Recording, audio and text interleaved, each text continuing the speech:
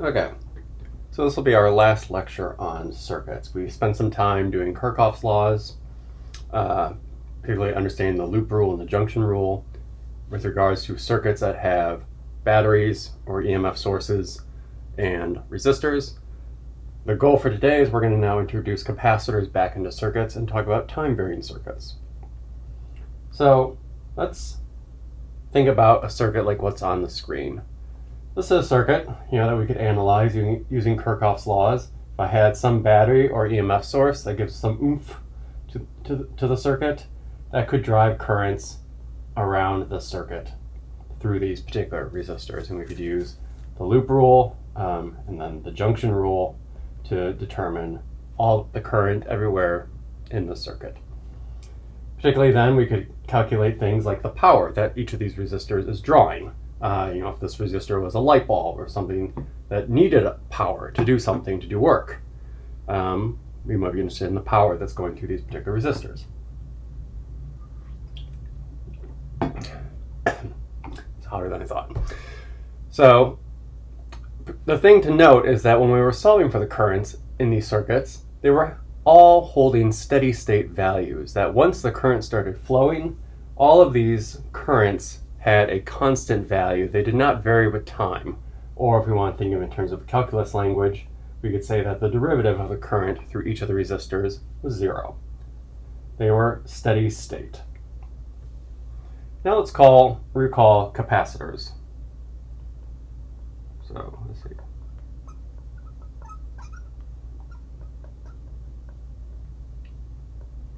I bought this new softer tip that hopefully improves my handwriting on my iPad. That kind of squeaks. So recall that capacitors, we kind of symbolize them as two parallel plates. And the idea is that they are able to charge up and store charge. Really storing energy. Again, the idea is that the plates take on some sort of opposite charge from each other, and then that creates an electric field in between the plates. There's some electric field, like this. That essentially is a reservoir of energy that could be then used if we were to discharge the capacitor, i.e. move the charges off the plates by creating some sort of current. And again, remember that there's no gap, or there is a gap between the two plates. There's no actual flow of charge between the two plates. The idea of capacitors adds some insulator, which could be air, could be vacuum, could be some other insulating material in between the two plates. So when we talked about capacitors, we essentially only talked about them before as being either uncharged or charged. Now, if you imagine,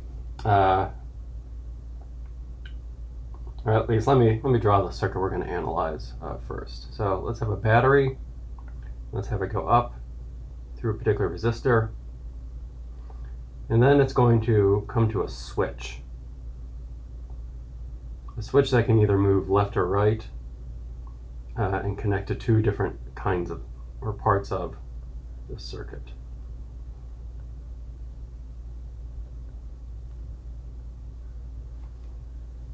So let me move this down a little. All right, so we have some battery that has some EMF source. Then we have some resistor here at the top, which I'm going to call R sub C. Then there's a switch, which if it's flipped to the left, then notice that the circuit becomes this here when the switch is flipped left. Then when the switch is flipped to the right, this becomes a completed circuit. And when the switch is kind of in between, there is no complete circuit, even though there's a battery attached. Even if the capacitor was charged, no current would flow. So this capacitor has some capacitance C, and then this resistor here I'm going to call R sub D. So again, the idea of when the switch is left, the only part of the circuit that's complete includes the battery and the capacitor.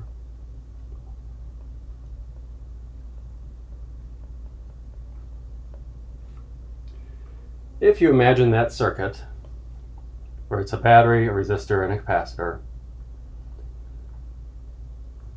since there is a potential difference here in the battery, if the capacitor is initially uncharged, which means there's no potential difference across the capacitor, if there's initially a potential difference here with the battery, it's going to want to pump charge, in the conventional clockwise direction in this case.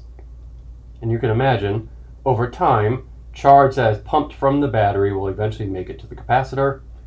By conservation, charge here is going to be pushed away from that plate and pulled towards the battery. And you can imagine, over time, the plates will eventually accumulate some sort of charge. So this is the case of the capacitor will charge up.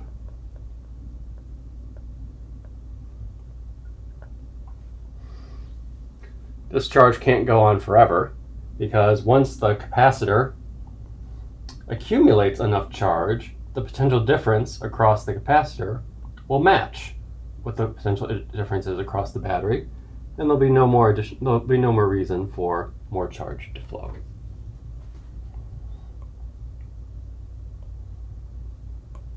Then similarly, when the switch is to the right,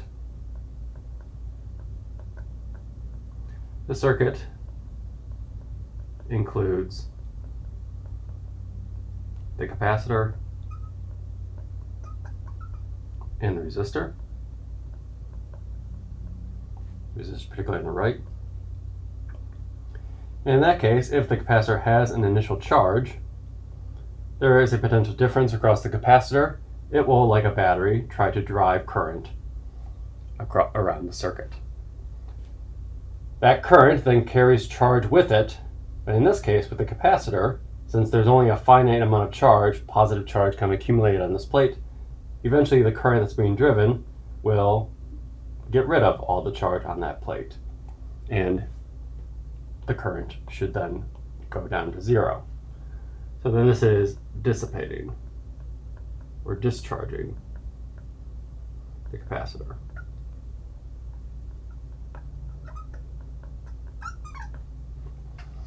So we want to try to understand kind of how this works as a function of time. But the capacitor is not immediately charged up, because it takes time for charges to move.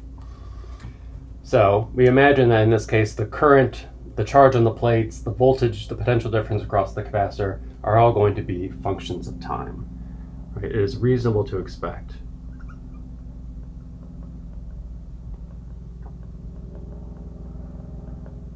that the Q, right, the charge on the capacitor,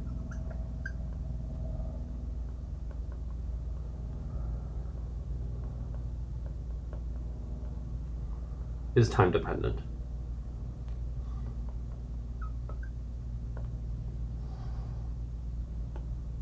So we want to derive in today's lecture Q as a function of time, right, the potential as a function of time, and the current as a function of time. So let's start with charging.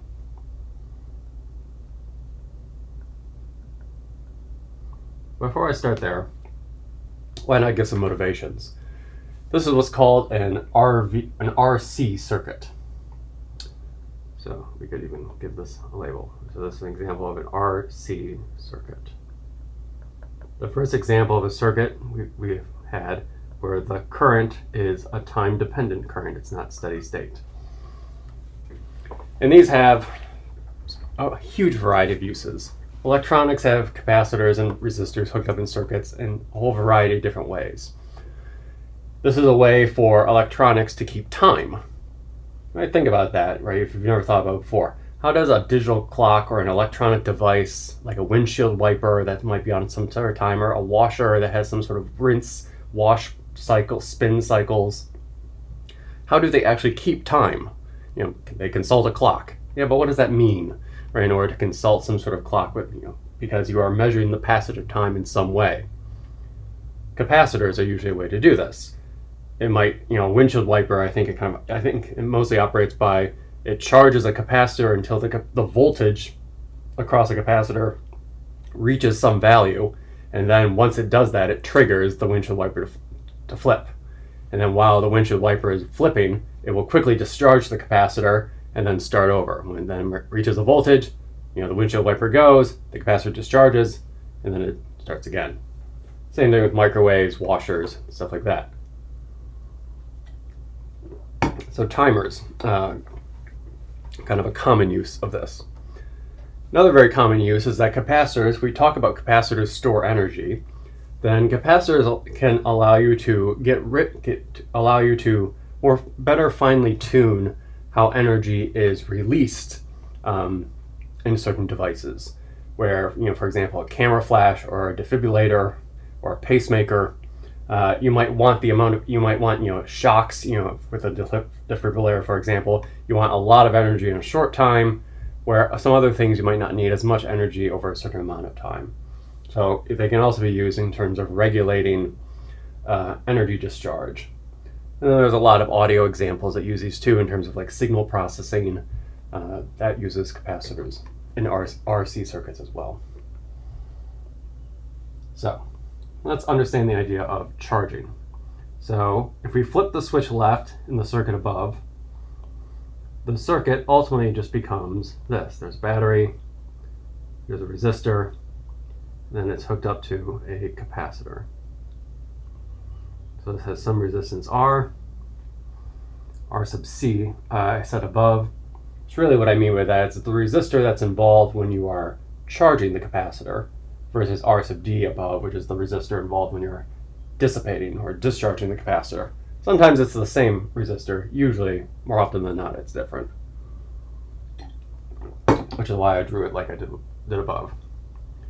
The battery has some EMF source, and the capacitor has some capacitance C. Let's recall, for capacitors, what was I don't know if fundamental is the right word, but the big relation between capacitors is that the charge on the capacitor, Q, is related to the potential across the capacitor plates by this constant C, which we call the capacitance. And it's something that depends only on the geometry and the materials of the object. It does not depend on Q or V. So, and again, we are expecting in this case, we want to understand Q as a function of time, and so we expect that to be related to some constant C multiplied by the voltage as a constant, as a function of time.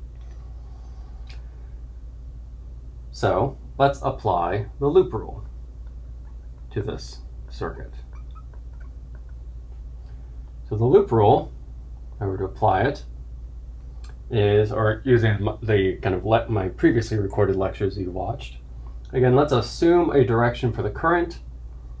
Since it's a very simple circuit, I have a pretty good intuitive guess at which direction the current will flow. All right, so I'm going to assume that the current is flowing in that direction. We'll have some value I. And then I'm going to use a loop, which I might as well go in the same direction as the current. So I'm going to have some loop that goes around the circuit clockwise. Then by the loop rule, it looks like I go through the battery from negative to positive, so that has a plus EMF source. And I'm going through the resistor in the direction of the current, so it looks like I'm going to subtract some delta V from the resistor. Then I'm going through the capacitor, and I know that the potential difference across the capacitor looks like it's just Q divided by C. But again, now I have to think, is it plus or minus? Am I going from high potential to low potential, in which case it would be a minus sign, or am I going from low potential to high potential?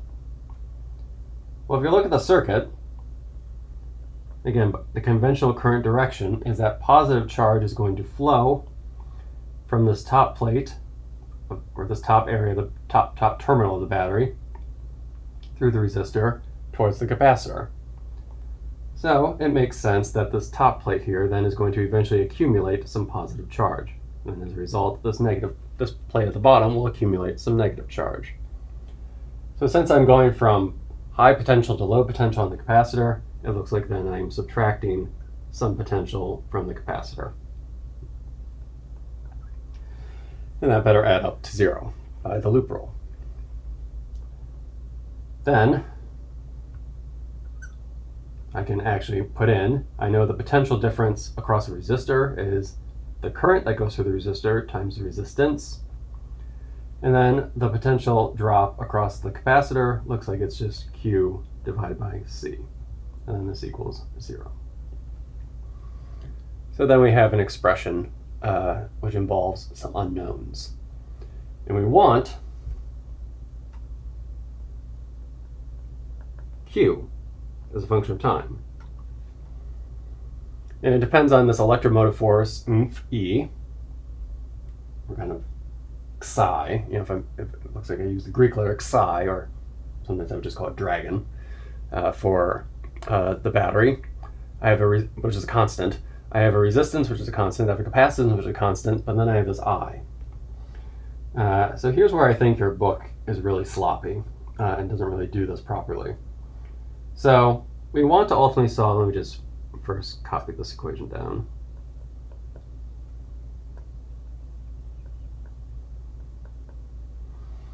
We want to solve for Q as a function of time. And again, we have this is a constant, this is a constant, this is a constant. And then what does I represent here?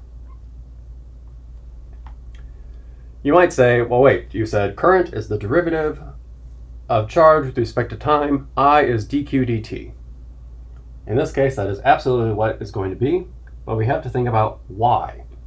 Because I could make a mathematical definition that says current is the derivative of charge with respect to time. Yes. But when I wrote down this loop rule, the I wrote down, this corresponded to when we were talking about, when we said what's happening with this resistor, there's a potential drop across the resistor, and we called that IR. So this I here represents the current moving through the resistor.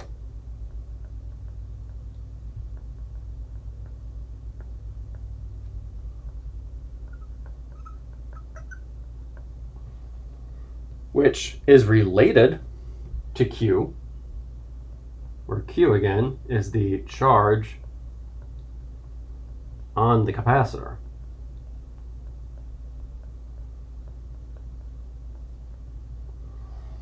Those need not necessarily be directly related by just saying that I is dq dt. Right? You can imagine going through a resistor and then the wires branch off into various directions, where one of those wires does have a capacitor on it. In that case, I would not expect the current through the resistor to be exactly equal to the derivative of the charge on that particular capacitor. At every point in time, there is going to be some relationship between them, but we need to think, before we just write down, mathematical definitions. So if we go back to the circuit, indeed, as battery pumps charge and it goes through the resistor, all of that charge that goes through the resistor does eventually accumulate on the capacitor as long as current is flowing. And as you go through the resistor and get to the capacitor, it is indeed the case that charge is going to build up with time. We're going to assume the capacitor started with no charge on it. It is going to build up with time.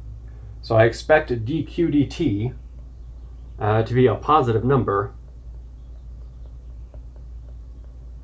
if I'm charging the capacitor.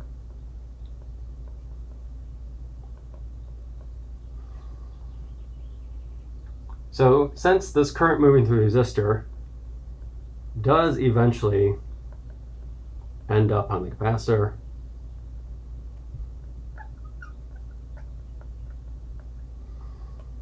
I then can use the relationship that I through the resistor is related to dq dt, where the Q here is a charge on the capacitor, the I here was technically the current through the resistor. It was a very simple circuit, so the I is really the current kind of everywhere. But again, as we wrote down the loop rule, there were definitions attached to all these symbols. Why am I being so pedantic about this? You'll see when we get to discharging. Your book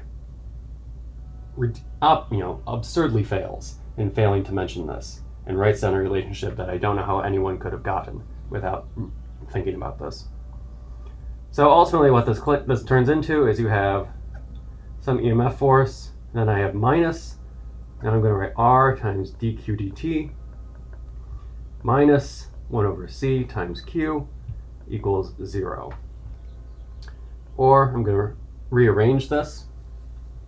I'm going to divide by r everywhere and move those negatives over to the other side of the equation, and I get dq dt plus 1 over r times c times q equals the electromotive force.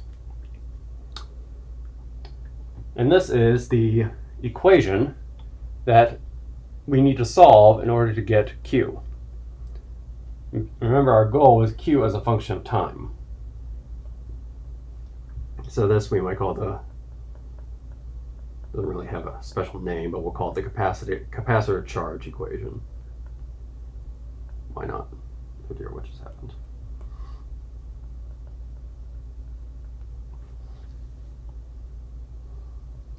Why not? Let's give it a box. What the hell?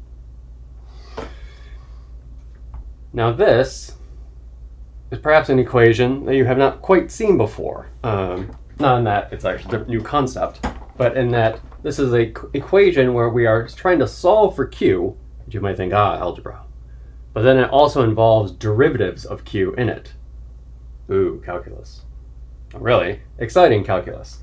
So this is what is called an ordinary differential equation.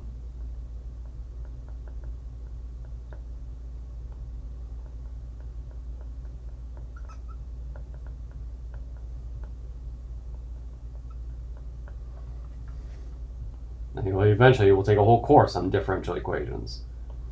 But this is an example of a first order or I guess I didn't write that down. Well, I'll define that in a second. This is what's called an ordinary differential equation, where by solving it, you would be able to derive an expression not just for q at a moment, but q as a function of time. All right, to solve this equation gives q as a function of time. But again, I can't just use algebra to solve for q, because it involves derivatives as well. So we have to do a brief aside on differential equations. Now again, you'll take a whole course on this, so I'm only going to give some kind of basic ideas here. But important ideas nonetheless. So let's do an aside on differential equations. Or differential equations primer, perhaps. Really what this is, in my opinion, it's kind of the goal of why you take calculus as a physics major and as an engineering major.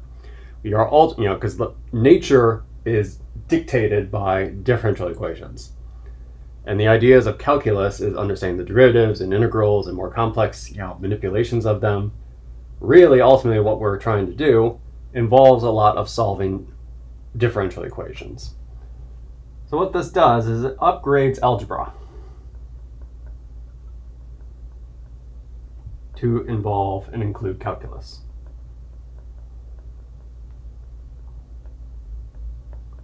Or at least that's how I like to think about it. Let me give some examples of this. I'm at the bottom of the page. Rather than have my title be on a different page, just cut and go over.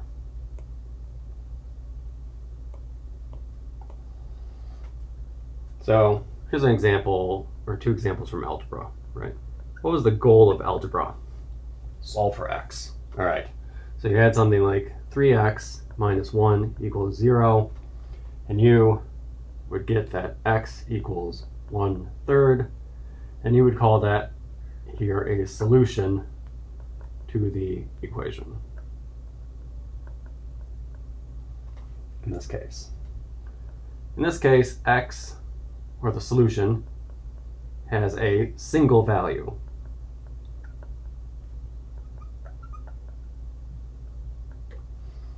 Right, and you can, I doubt you did this in high school, you can go through all these, interesting analysis proofs and show that the value you get for x is unique in this case for this particular expression.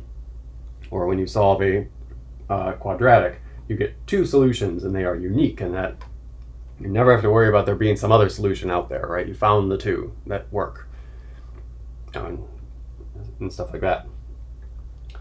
Here's another example.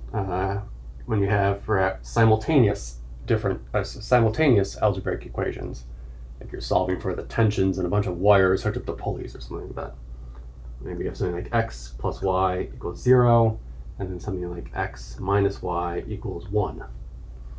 You have two equations, two unknowns. And then you can go through whatever techniques you want. Use matrices, Gaussian elimination, just plug these equations into each other. Right, and you get x equals a half and y equals negative a half as the solution to the set of equations.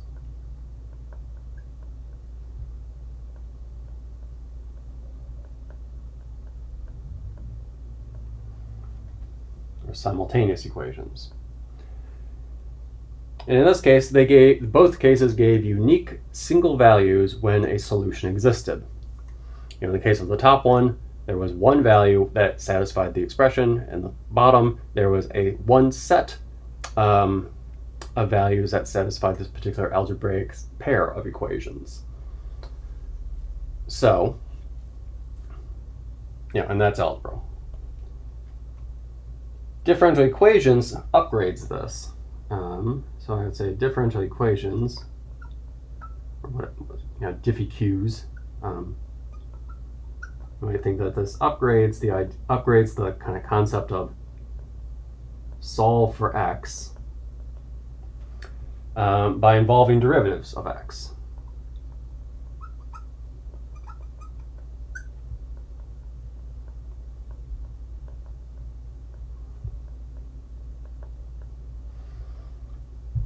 For example, dx by dt, or maybe higher order derivatives.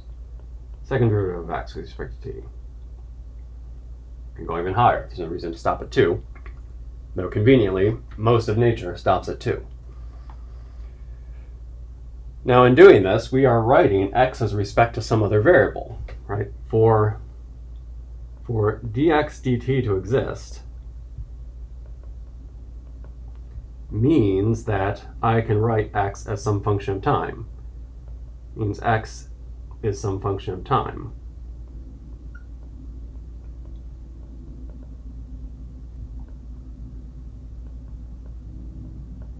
It is not necessarily single valued. It could be some function. It could be a function that's a constant in that it has a single value that it can obtain, but it nonetheless is defined at a perhaps infinite number of points in time. It's a function, not just a number. So in this case, solve for x becomes,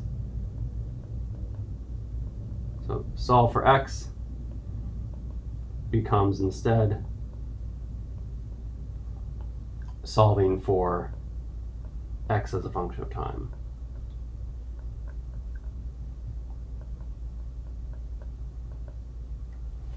And of course, in a math context, it might be you're solving for y as a function of x, right? I'm using time since most of the time, we are always trying to find x of t or y sub t or v sub t or whatever it is. So that's the ultimate. That's kind of the overarching 5-minute version definition of the motivation behind why we want to solve differential equations. So again, the algebra example gave kind of, I used kind of 3x minus 1 equals 0, and then we were able to say that x is equal to 1/3.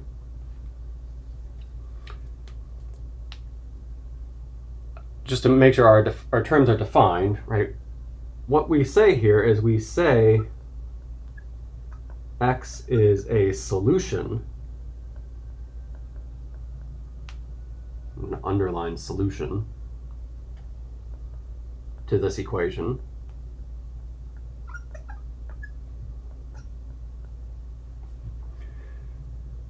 What does it mean to be a solution to an equation? It means that when I take that solution and plug it in, I don't get a contradiction. So this is a solution to the equation because if I take 1/3 and I plug it in everywhere I see x, I do indeed get 0, as the expression claims I should. It says 3x minus 1 is 0. If I plug in 1/3 for x, I indeed get 0, as it claims.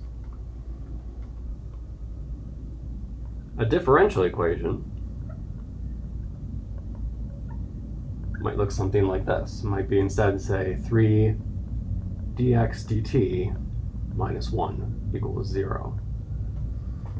It's not related to the algebra example at all. I'm just kind of mimicking it, for comparison purposes. So I could rearrange this. I can move the 1 to the other side. I can divide by 3. I could write this as dx minus dt equals 3. And I'm asking for what x as a function of time. Oops, it should be 1/3, shouldn't it? Maybe I should review algebra. 1/3. So in this case, by asking what is the solution, I need to find what function, x as a function of time, can I plug in such that when I take the derivative, I get 1/3. Now, just by that statement alone, you can see how this is an upgrade in terms of it's more complicated to do this. I'm not just subtracting and multiplying and dividing and maybe a square root here and there to solve for x, but I'm trying to find not just a value, but an entire function, at perhaps infinite numbers of points in time. Now, in this case, one way to find these things is essentially trial and error. This one's not that hard. What function is such that when I take the derivative, I get 1/3? Well, I could say, x of t equals 1/3 times t. I could say is a solution. Because when I take the derivative of x with respect to t, I get 1/3, which indeed matches what the differential equation is. It satisfies that particular differential equation. Another solution is, for example, x as a function of t equals 1/3 t plus 10. Because when I take its derivative, well, that plus 10 just goes away because it's a constant, and again, just equals 1/3 at the end of the day. These are both solutions to this differential equation. They are both functions of time, and they both satisfy the particular differential equation. So in general, in a differential equations course, you'll learn how to find the general solution.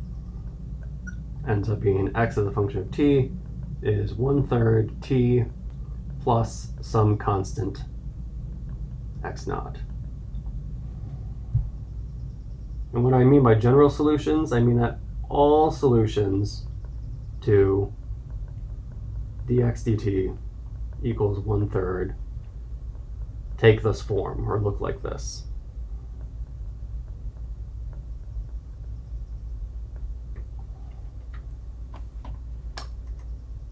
And then what's the value of this x naught? Well, that might depend on the problem you're trying to solve, or what we call the initial conditions. The arbitrary constants, in this case x naught,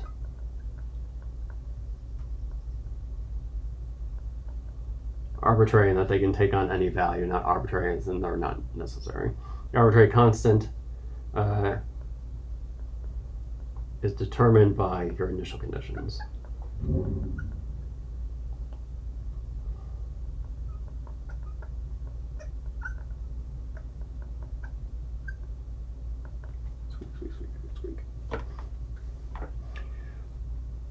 So, again, you have some differential equation which will involve derivatives. You then, through techniques you'll either learn or we'll kind of do some very simple examples below, can find a solution as a function of time that satisfies that differential equation. What does it mean to satisfy the differential equation? It means that when you take that function and you plug it into your equation, you don't get a contradiction. But plugging it into the equation might involve you having to take derivatives. And then, this generality, essentially, this involves, to solve differential equations which involve derivatives. How do you get rid of derivatives? You integrate. So usually, these techniques that you do involve some sort of integral. And remember that when you do integrals, usually you have constants of integration that pop out. And so those are kind of where these general arbitrary constants are coming from.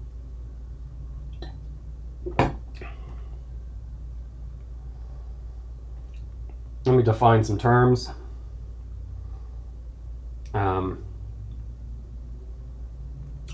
Just so let me write down an example and then define some terms.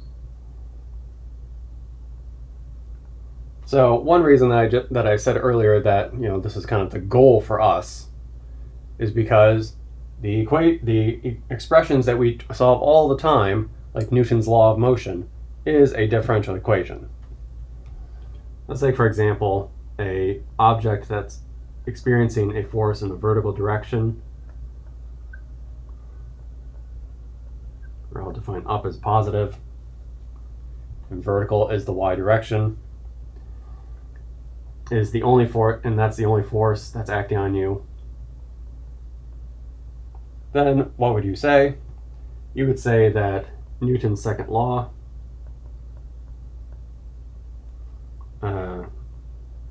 gives that the mass of your object times the acceleration in the y direction equals the net force acting on the object, which in this case looks like it's negative mg. I'm going to get rid of that subscript y because this is a 1D problem essentially, which then implies that Newton's laws of motion is you're solving that the acceleration equals negative g, some constant. Now we can be more exact about this with the calculus language that we now know and love. Acceleration, by definition, is the derivative of velocity. So a equals negative g is the same thing as writing dv in the y direction. dt equals negative g. Velocity is the derivative of position. So this is the same thing as d by dt of dy by dt equals negative g, which really is just saying the second derivative of y with respect to t is equal to negative g. So look, in that we've rewritten Newton's second law as a differential equation. Either we want to solve this differential equation, which this, again, I'll define these terms in a second. This is a first order ordinary diffeq, where first order is just saying what is the highest derivative present. So it's a first order because there's a first derivative and that's the highest derivative.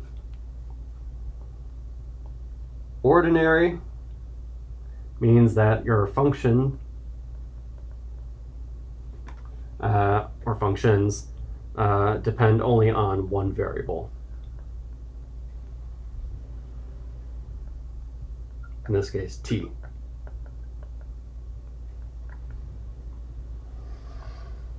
This is in contrast to a branch of mathematics called partial differential equations, where you might have a function like the speed of a water wave that can be written as a function of position and time, like the position of the wave and the time on your stopwatch as you're monitoring these things. In that case, it depends on multiple variables, which instead of having regular derivatives, there's a bunch of partial derivatives flying around. That's much harder. Typically use a computer. Let's stick with ordinary differential equations. Versus this expression, which in this case, this is a second order ordinary diffq. Second order because the highest derivative is the second derivative, and it's looking for functions that depend only on one variable, so it's ordinary. This first equation, if we solve this, would give us v as a function of time. This expression, if we solved it, would give us y as a function of time. And these are ones you probably solve in kinematics. So these can be solved by, this first expression is what's called a separable differential equation.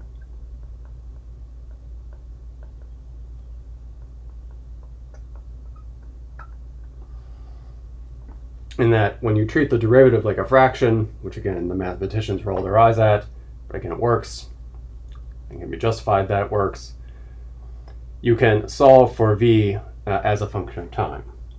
By being separable means that I can move, there's essentially two variables in this expression. There's v, and then there's t. This is a constant. And so if I can get all the v's to one side and all the t's to the other, then I've separated the differential equation. So if I write this as dv equals negative g dt, I have separated this differential equation because the left-hand side only depends on v. Right, there's no t's flying around, there's only v's. And this thing over here only depends on t. There's no v's on the right-hand side, there's only t's. And notice it's set up with kind of half of the integral, right? Because an integral, you have that integral kind of swishy, symbol. Can't really rotate my arm to see it, right? And then it also has the dt, or the dv, or the dx, or whatever. So in this case, then you can integrate both sides, and I can write the integral of dv equals negative g is a constant, comes out of the integral of dt. And then this just becomes v equals negative gt plus some constant of integration as a result. You might say, are there two constants of integration? Well, sure, but I can combine them and just, if I have a constant plus a constant, I can just merge them together and call it a constant.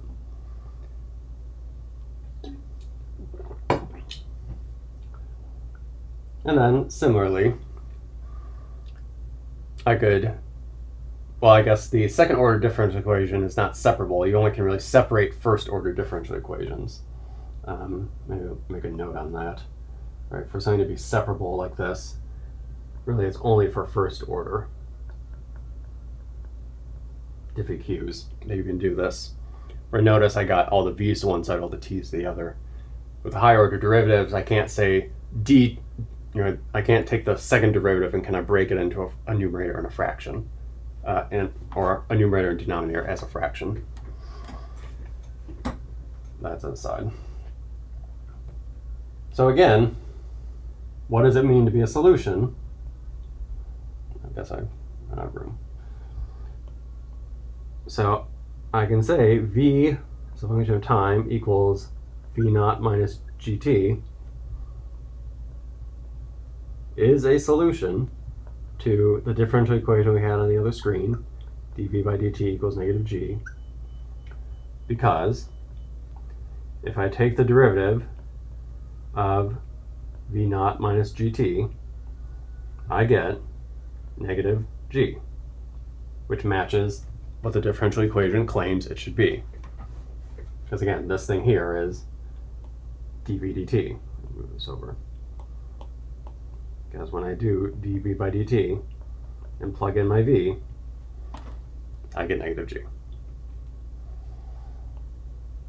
Similarly, when I have dy squared minus dt squared equals negative g, either through remembering kinematics or solving, I know that the general solution is y naught plus b naught t plus 1/2, or I guess negative 1/2 gt squared.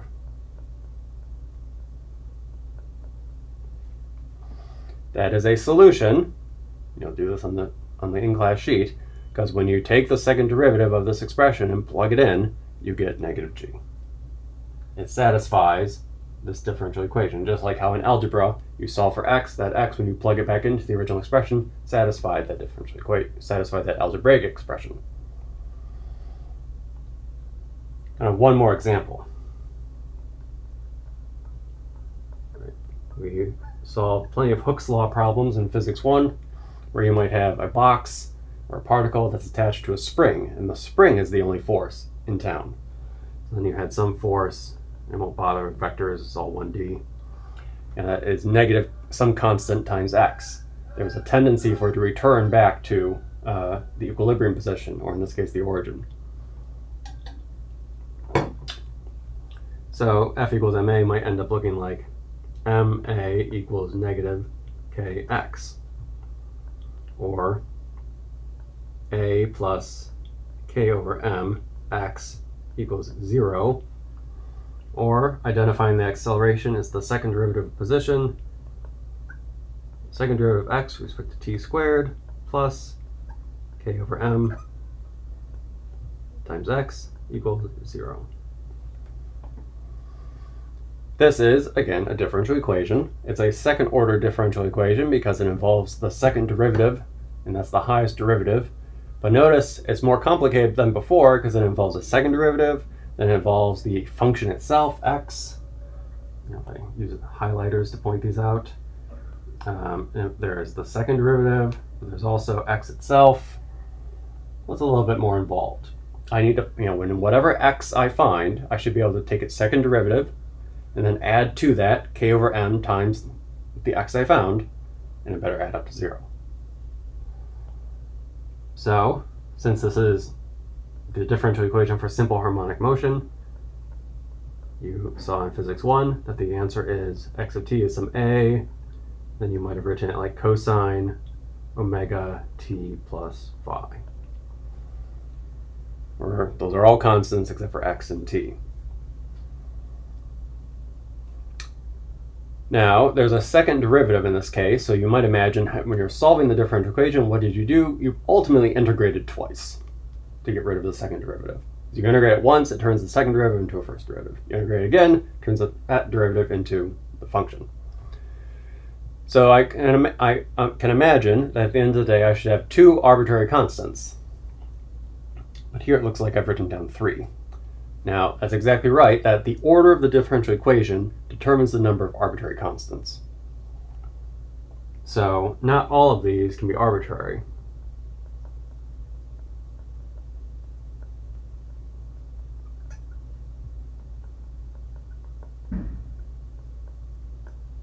Only 2 of them can. And again, 2, because this is a second order diff EQ. And the fact that it's second order and I say 2 constants is not a coincidence. Well, let's prove that this is a solution. So let's take the first derivative, x with respect to time. Then a is a constant. The derivative of cosine is negative sine, so it looks like it's negative a sine. Then I have to chain rule omega t plus phi times the derivative of that thing in the inside, which looks like it's just omega. So then it looks like this is negative a omega sine of omega t plus phi. Yep, the chain rule does have purpose in life. You do have to remember it. And then when I take the derivative of this again, I get then negative a sine becomes cosine, chain rule pops out another omega, negative a omega squared cosine of omega t plus phi. Now again, for it to be a solution means I can plug that in to my differential equation above. I just did the second derivative, so I'm going to plug that in here. And I'm going to plug the original function in here. So then it looks like this is a solution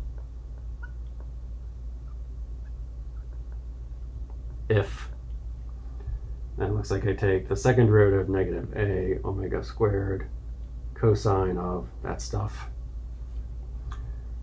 plus k over m times the original function, which we said was a cosine of that stuff, all equals 0. Now what cancels? Seems like we have an a on both terms. We can cancel out the cosine, because we're trying to find, you might think, oh, you don't want to divide by 0. And there are some values where cosine does equal 0. And yes, I am kind of assuming that's not the case, right? But because we're trying to find this where it's generally true for any point in time. Obviously, when the cosine equals 0, this expression is satisfied, because then you have 0 plus 0 equals 0.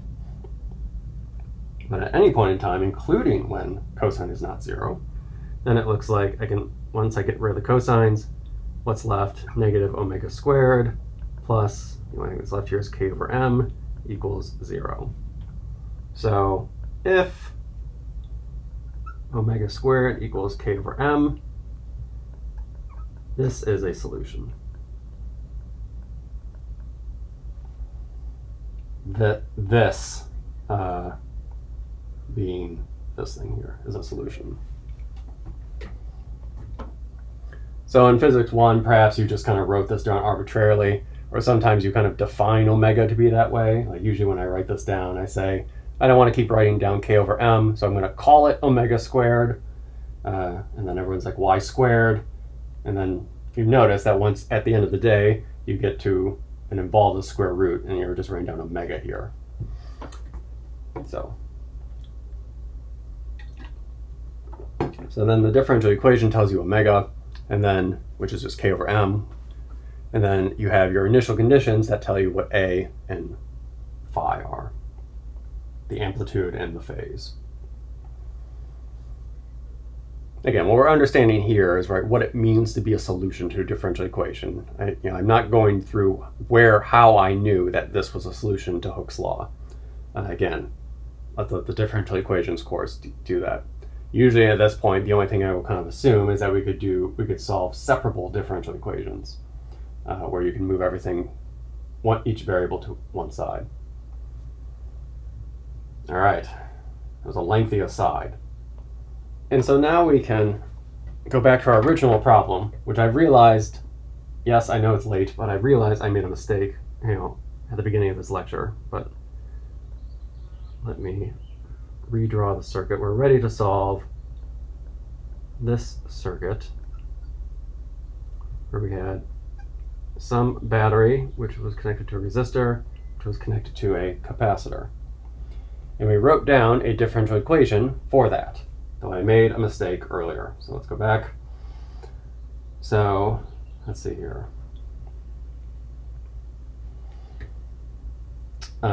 Everything is good, but then it's when we get here that I made a mistake. You probably noticed. Here I said I could move I could move this and this to the other side of the expression, and then divide by r to get the expression I boxed. And notice when I divided by r, I did put an r here, and then I forgot to put an r there. So really, this expression that I boxed should be instead. The only thing we have to change is this right-hand side. That this should be epsilon, or not epsilon, psi over r as a result. And that is the expression. To solve that means we will get the charge as a function of time.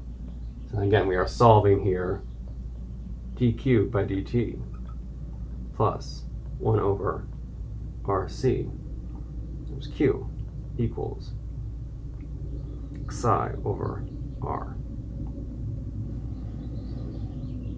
Unit-wise, you have to ask yourself, do the units make sense? In this case, you have charge divided by time. So here, I better expect to get charge divided by time. And I have this charge here, and I'll let you work it out that RC does have units of time. That's going to actually be an important unit thing that has units of time. And so this you can then work out also as charge, it's not charge divided by time, but then when you take voltage divided by resistance, that indeed gives you charge divided by time. The only thing we are going to add here is we also have to remember for a capacitor that charge is related to the potential across the capacitor. Q equals some constant C times V. So I could take the derivative of that expression so that I get dq dt equals C is a constant, then this becomes dV by dt. And I'm going to use this to rewrite the differential equation in terms of V. I don't have to do this, but in practice, when you actually are measuring things, with a voltmeter or with an ammeter, right? Well, just think, ammeter measures current, voltmeters measure potential. It's actually very hard to measure charge, right? So usually in practice, you're measuring something like V as a function of T and then translating that into Q. So when I plug this into a differential equation, dq dt becomes C dV dt, then plus 1 over RC. Then I see Q, that's we replace that with C times V, and that equals EMF divided by the resistance. Let's see here. So then these capacitances cancel. I could divide by C, and it looks like then I get dV by dt plus, and again I get 1 over RC once I divide by that other C times V equals the EMF times divided by 1 over RC. To solve this would give me then V as a function of time. It is a first order differential equation, so I expect there to be one arbitrary constant, which then my initial conditions then helps me satisfy. So my initial condition is that I'm going to assume the capacitor is empty to start with, or that there's no potential difference at the start. V at t equals 0 specifically is 0. So this actually is a separable differential equation, but I'm just going to jump to the answer. So I'm going to say DiffEq course or math kind of lets you solve this, and you get V as a function of t is the following. It then becomes the EMF multiplied by an expression 1 minus E, Euler's E, raised to the negative t over RC. Sometimes when the exponents get a little too big, as in it's hard to write it all as a superscript, sometimes you'll see it written as 1 minus exp negative t times RC. These expressions are saying the exact same thing. So if I accidentally start writing exp, that's what I mean. So, all right. So this is a function of time.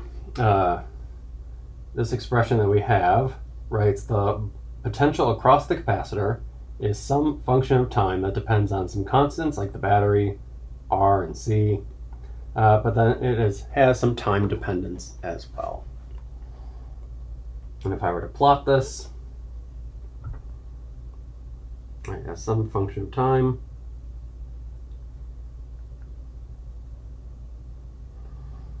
I could ask myself, what does it look like? If I'm going to plot something, like you usually do in Calc 1, you look at what are some asymptotes or initial values. So V at 0, we said this should be 0. Let's actually now ensure that that's the case. So this looks like it's going to be EMF times 1 minus e to the negative 0 over RC. So minus e to the 0 ultimately. Anything to the 0 is 1, even 0 to the 0. So this looks like it's EMF 1 minus 1, or indeed that's 0. Good. That's what we expected. Or that's what we kind of made it so that it was the case. So it does start indeed at 0. Which makes sense. There's no charge on the plates. There better not be a potential difference. And what about the limit of v as t goes to infinity? Well, in that case, it looks like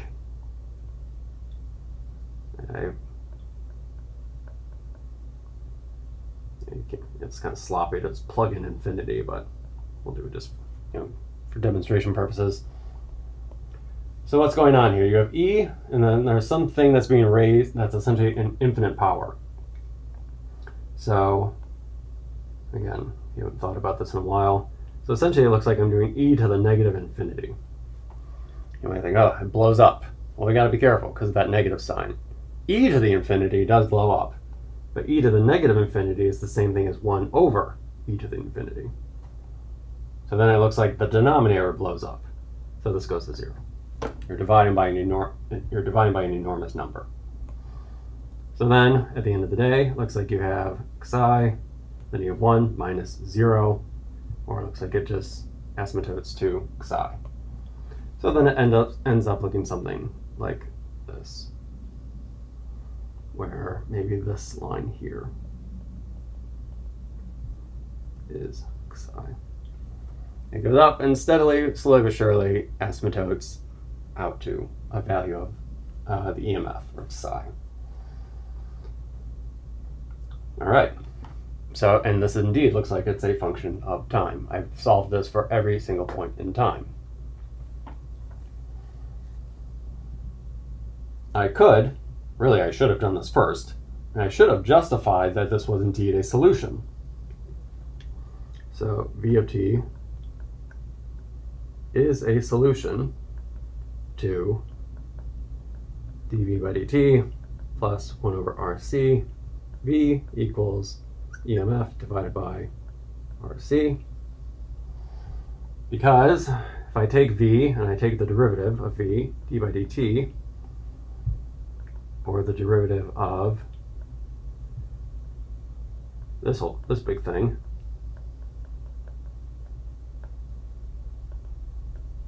it's pretty easy. I like it when I have to take derivatives of exponents. The first term is 0, derivative of psi times 1 is just 0. Then it looks like it's negative e to the negative t over rc. Well, the psi goes along for the ride. Terrible psi. Then it's the derivative of the exponent, or the exponential, which is just the same thing back. Then chain rule times the derivative of the exponential, which is negative 1 over rc by the chain rule.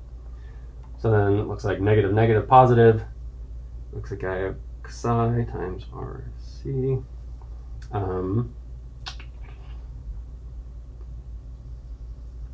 Yes, e to the negative t over rc is the derivative. So that when I plug it in to this expression, I get psi over rc times e to the negative t over rc plus 1 over rc. Then I just plug in v, which looks like it's psi e to the negative t over rc. Oops, sorry, that's wrong. V is not just that. V is 1 minus that. 1 minus this. And that better equal, what does it say? Psi over rc. Is this indeed the case? Well, if you look at this, you'll notice that two things beautifully cancel, because I have this whole term here, and notice that if I take this and multiply it in here, that's the same term, but with a minus sign. So this term cancels that term. The only thing left at the end of the day is kind of this term here. So it looks like I have psi over rc equals psi over rc. Good. It is indeed a solution. So, let's see. What can we highlight? We did all this work to come up with this expression, so let's highlight that. Blue is too dark. Let's highlight this. Let me derive the expressions for q and I. So we said this was xi 1 minus e to the negative t over rc. That is the potential difference across the capacitor. Since Q equals C times V, and I don't have to worry about chain rules or anything like that, then I can also write down Q as a function of time. Looks like it's just, wherever I see a V, I replace it with Q over C. So in this case, it looks like Q is just C times xi 1 minus e to the negative t over rc. And then since we said that the current is the derivative of Q, then I can just calculate the derivative, which again, chain rules and all that fun stuff. Looks like then I get C xi, that first term goes away, then I have negative e to the negative t over rc. Then by the chain rule, negative 1 over rc. What cancels? Looks like I have a c on the bottom, c on the top. The negatives cancel. So at the end of the day, looks like I get what? Looks like I get xi over r e to the negative t over rc. We can highlight these as well. Q and I in the case for when we are charging the capacitor.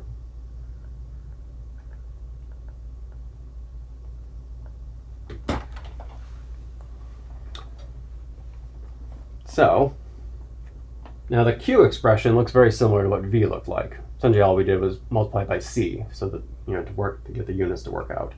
But then I does not quite look the same, right? It's not 1 minus e to the negative t over rc, but it's just e to the negative t over rc. So I is an example of exponential decay.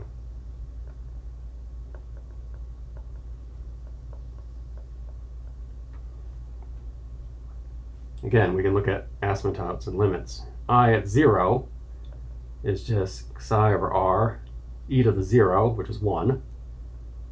So then it looks like it's just xi over r. And then what happens when you go out to infinity? Then it looks like it's psi over r e to the negative infinity, which indeed goes to 0. So when you plot I as a function of time, you have some initial value of psi over r. It goes down in asymptotes to 0, or exponentially decays. Okay.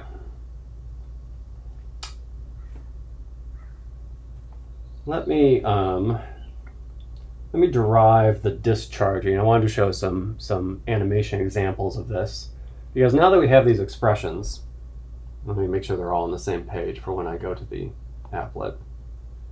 So the only thing I need to add here is V is psi minus e to the t by 2. And I'll highlight it here as well. We have ways that now we can understand as a function of time how you charge a capacitor, what the potential across the capacitor is, and what the current across, what the current that's flowing, I guess in a sense, in and out of the capacitor is, or in that case of our very simple circuit, around the circuit. Notice for the current, it eventually goes away, which we kind of argued that it should at the very beginning of the lecture, that eventually once the plates fill up, that there's not going to be a drive to have any sort of current at late times.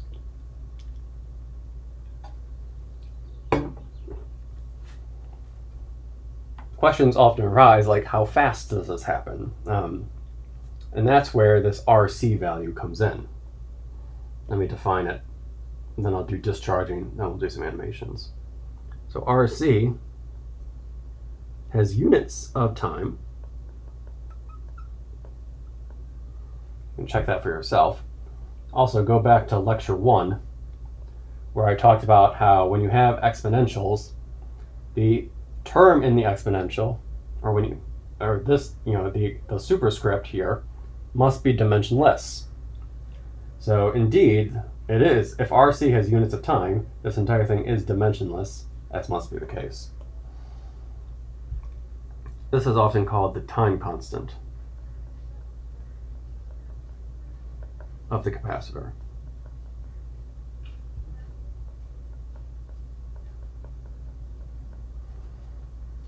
So in our original circuit,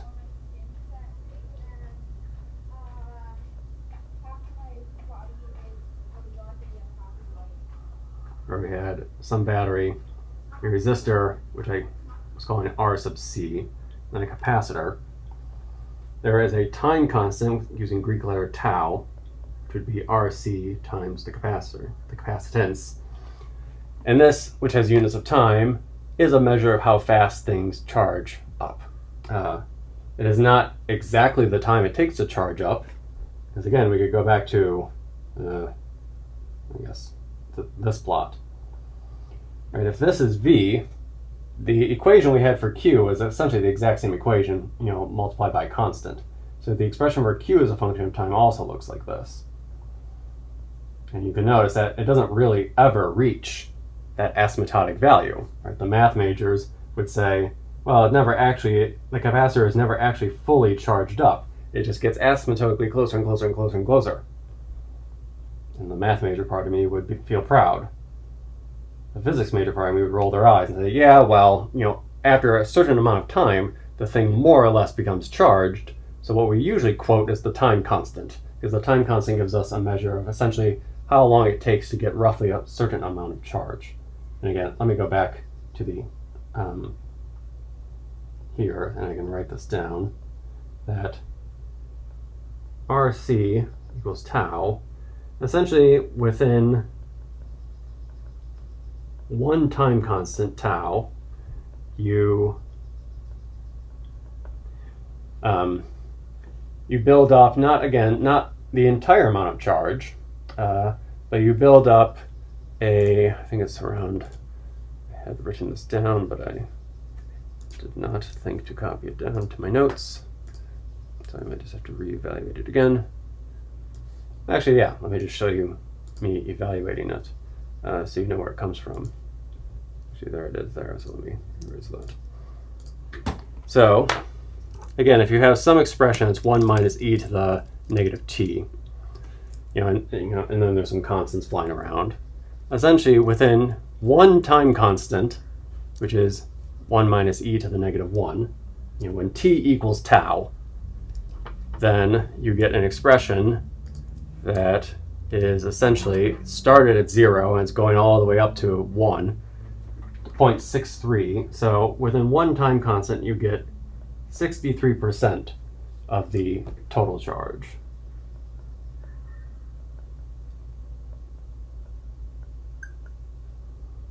On the capacitor. Within two time constants, you get not 126%, that doesn't make sense, because that's asymptoting. So if I plug in 1 minus e to the 2 within two time constants, that increases up to 86%. When I get within three time constants, it's 95. And then we got 86, and then 95%.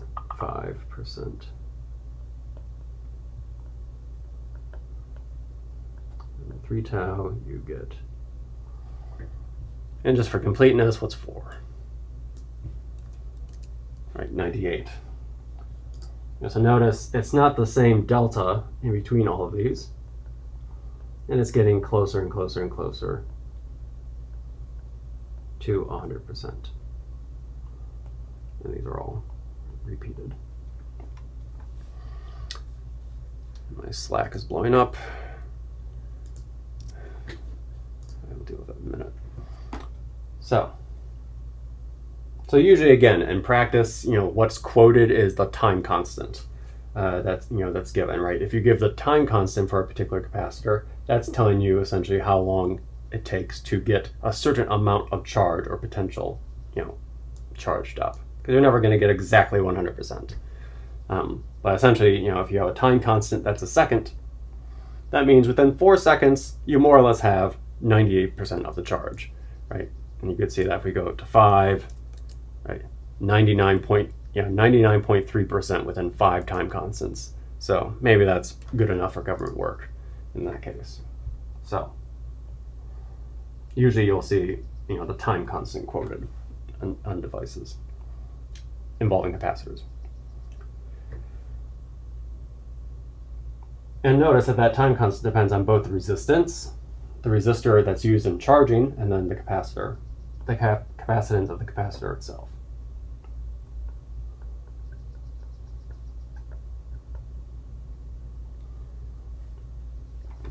Now let's quickly derive discharging a capacitor. And here's where, again, I think your book fails. So again, going back to our original circuit with the switch, we're now going to flip the switch to the right and turn this circuit into one involving just a capacitor and a resistor. Which again, you can think of a circuit that would involve that same resistor used in charging, but again, usually they're different. So it might be, for example, it might be that you flip and use a certain resistor and the capacitor that determines when the windshield wiper flips, and then you have to get rid of that. You have to get rid of the charge so that the timer can start again. So while the windshield wiper is flipping, the switch would flip, use a different resistor to get rid of the charge, and then flip back, or something like that. So now let's assume here that the capacitor is fully charged.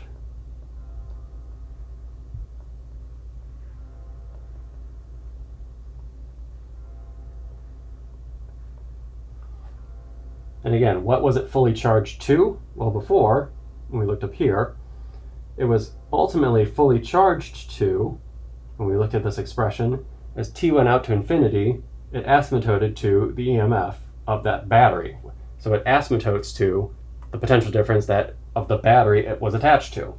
You attach it to different batteries, the capacitor will charge to a different potential difference. So it's fully charged at this, and then we're going to ask again, what is Q as a function of time? What is V as a function of time? What is the current in this circuit as a function of time? Well, before, when we had charged it up, the drawing I had the charge, kind of accumulate on the top plate, the positive charge that is. And so you can imagine when I flip the switch and it looks like this, what's going to happen? Again, by conventional current directions, the current is going to want to start to flow this way. So again, let me take my loop to be in that direction as well. Now I wrote down this I, and I wrote it very close to the resistor, because again, this is where your book fails. So let's again apply the loop rule. So the loop rule, if I start on the left and go up through the capacitor, again, that looks like I gain the voltage of the capacitance, or the capacitor, which is a function of time. And then I go down through the resistor in the same direction as the current. So the delta R through the resistor, these are deltas, I guess, and then that ultimately equals 0. Now, the voltage on the capacitor is related to the charge on the capacitor by this expression. So again, if I wanted to write this in terms of Q, really I didn't need the deltas.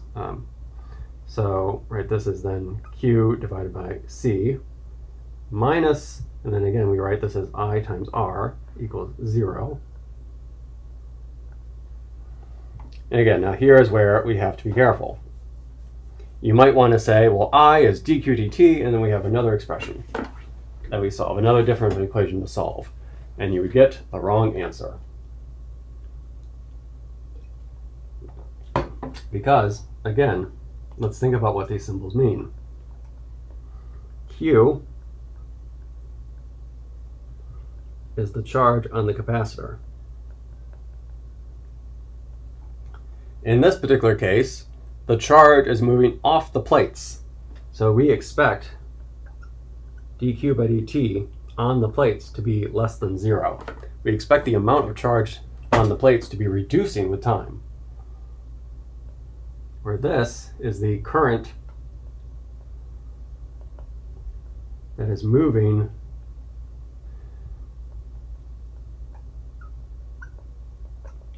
through the capacitor, or sorry, through the resistor. Ugh.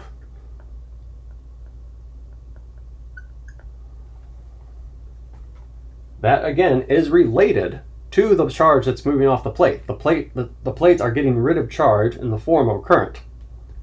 But in this case, while charge is leaving the plates, dq dt is negative, that then becomes a current, an actual positive current that, the way I've drawn it, that moves through the resistor. So to get the signs right,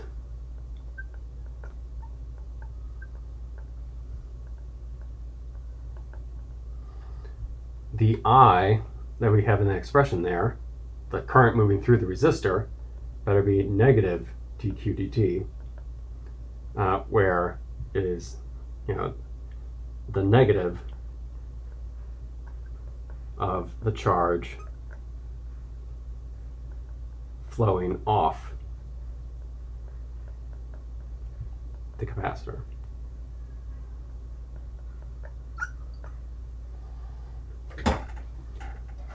A point that your book completely just doesn't even mention at all, and somehow they get the right expression that we're now going to solve. D, or Q minus C minus, I'm going to replace this with negative dq dt times R equals 0. Or I can rearrange this, and I can divide by R again, and it looks like I get dq dt plus 1 over RC times Q equals 0. This is the, capacitor discharge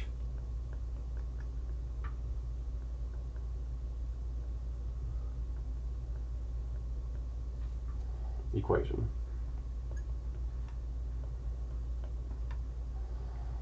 It is a first-order differential equation that gives you Q as a function of time. It's actually simpler to solve compared to though, and this one is pretty easy to separate. But again, I don't want to throw too much into this lecture. So we can solve this. Let me just jump right to the answer. You solve this and you get Q as a function of time is what? Well, I guess we need to first tell ourselves how much charge was initially on the capacitor. If the capacitor was fully charged, scroll up, with a potential of psi, then the initial charge on the capacitor was C times psi. And again, we can go back up to these expressions and see that when it was fully charged, it asymptotes to just this. So then Q is a function of time. Looks like it's C times psi. Then it turns out that it ends up being just e to the negative t over RC. Or again, in case I write this with exponentials, or EXPs, negative t over RC. So in this case, the charge, and then V ends up being very similar. So again, you just essentially divide by C, psi, e to the negative t over RC. And then the current, again, you have to be careful about kind of how you interpret this. If you want to think of this as the current through the resistor, negative dq dt,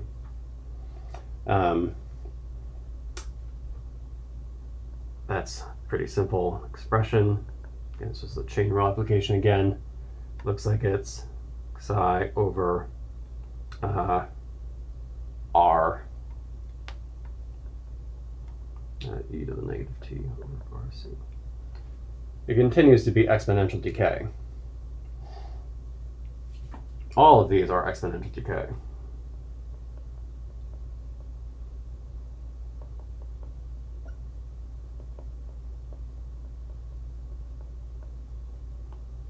So no matter what you draw as a function of time, they all look something like this as you discharge the capacitor. So this could be Q, V, or I.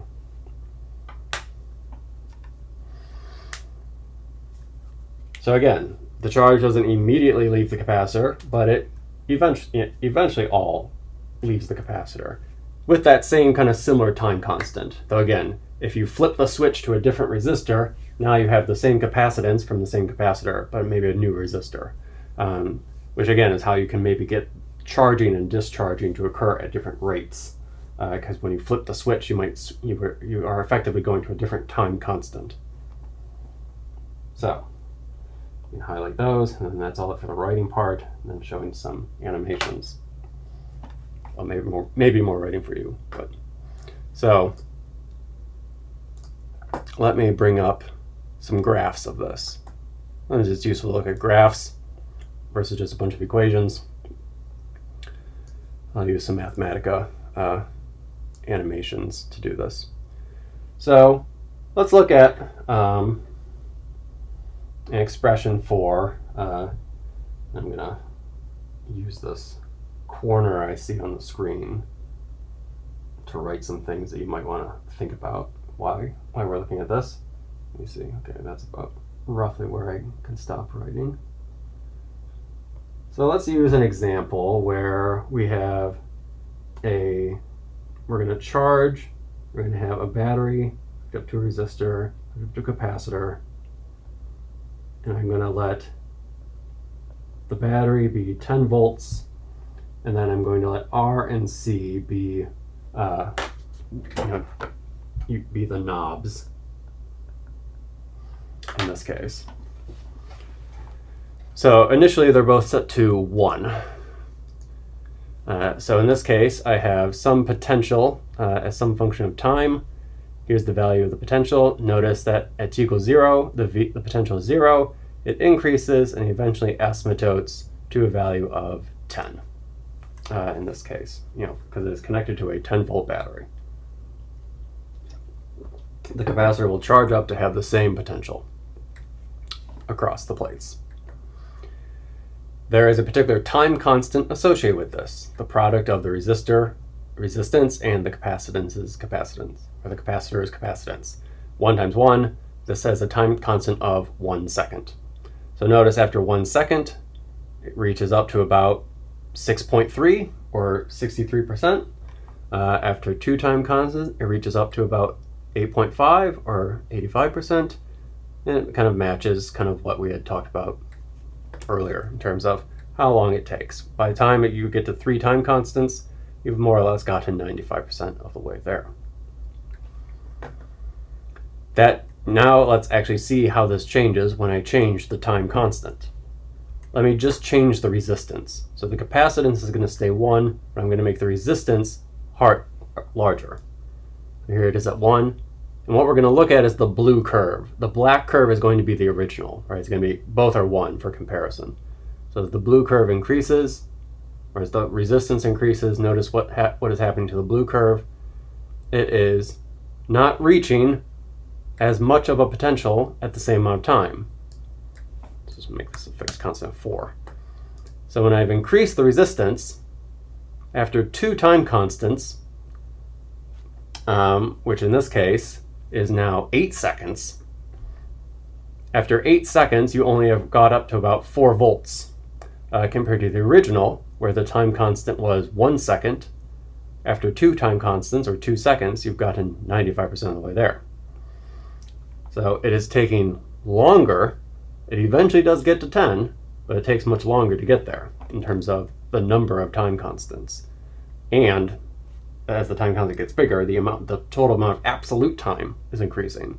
Right? Because remember, if this is 2 time constants, when the time constant is 4 seconds, that corresponds to 8 seconds. Where here, the time constant was 2 seconds, so this corresponded just to 2 seconds. Let me move that back. Then what about if I change the capacitance? Well, notice it looks exactly the same. It has the exact same kind of form. It takes longer to eventually reach that potential difference. And if you look at the equations, of course, that's not too surprising because the equations are symmetric in terms of R and C. When I look at the potential, essentially R and C appear symmetrically. So if I change one of them versus the other, I get the same overall behavior. But this is physics, not math. We need to also be able to argue why physically what's going on here. Because it seems my physical takeaway is as I increase the resistance, or as I increase the capacitance, it takes longer for the capacitor to charge up to its full potential. Mathematically, it seems that changing the resistance and changing the capacitance achieve the same thing. But of course, physically, there's different reasons why that's happening. Remember, the idea of resistance is a resistance to current. Usually, the larger the resistance you have, the lower the current that flows. The resistance kind of wants to diminish the current that flows through it within that circuit. So by increasing the resistance and saying that it takes longer for the capacitor to charge, that's because the resistor is saying, hold up, let's decrease the amount of current that's flowing through me, which then ultimately is then flowing through to the capacitor. It's then taking longer for charge to accumulate on the capacitor. It takes longer then for the potential to increase. As I increase the capacitance, well, this is saying, hey, let charge flow, because the resistor is doing its thing, but it's not changing. So whatever current it wants to flow, it's going to let flow. But as I increase the capacitance, I'm saying I can store more energy. I can store ultimately more charge. So then the current that's flowing onto the capacitor plates, you're going to have to let time march on longer in order for enough charge to build up. Because the larger my capacitance, the more charge I can hold on to on the plates. And so therefore it takes longer because you just have to wait longer for a certain amount of charge to build up. Nonetheless, mathematically it looks like these two things have the same effect on the capacitor, but we have different physical reasons for why that's the case. Let's now look instead at Q and I, where it becomes even more clear that there is a difference between changing the resistance and changing the capacitance. First, the formulas. When I am building up charge on a capacitor, the amount of capacitance determines how much charge you can store. This really becomes obvious here. The amount of charge on the capacitor does depend on the battery it's hooked up to and the capacitance of the capacitor. So that C appears out here as a result. And then you have the time constant, and this kind of is the actual mathematical part of it building up. The current, however, depends on, the resistor wants to impede the flow of charge. So unsurprisingly, the current does depend on the resistance, such that the higher the resistance, the smaller this entire thing is going to be. So it does seem like the bigger R, the smaller the current is at any point in time. Let's again now go back and look at this. So again, we're going to look at the blue curves. The blue curves are going to be where I'm actually changing the numbers. The black is for comparison. Here now, this line is giving me Q, which again, I set the EMF to be 10 volts. So, and then when the capacitance is just 1 times 10 is 10. So when it's fully charged, there is 10 coulombs of charge on this capacitor. The resistance being 1 as well. And then this dashed line is showing you the derivative, or the current, I. In this case, the current starts at 10 amps and drops down, eventually asymptoting to 0 once the capacitor is fully charged. Now let me start by changing the resistance. By changing again, let's think physically. By changing the resistance, I am not changing how much charge can ultimately store or ultimately accumulate on the capacitor. I am, however, slowing the current down. So when I change the resistance, notice that the curve, the charge, the solid line, is asymptoting to the same value, but it's kind of looking like it looked in the previous plot, where the current is decreasing. current here, at every point is ultimately kind of dropping down as a function of time. Now it kind of does this switch because I'm plotting not absolute time, but I'm plotting time constants. But ultimately, I should do this plot also in absolute time. In this case, essentially, the current is dropping down. And then that is why then it takes longer to charge up the capacitor. Now let's change the capacitance. That is saying, I don't care what the current is, because that's for the resistor to dictate. I'll eventually resist it once I build up a charge. But I can now store additional charge if you're allowing for my capacitance to be higher. So again, it doesn't seem like the current should change, but the total charge on the plate should change. So then let's see what happens here.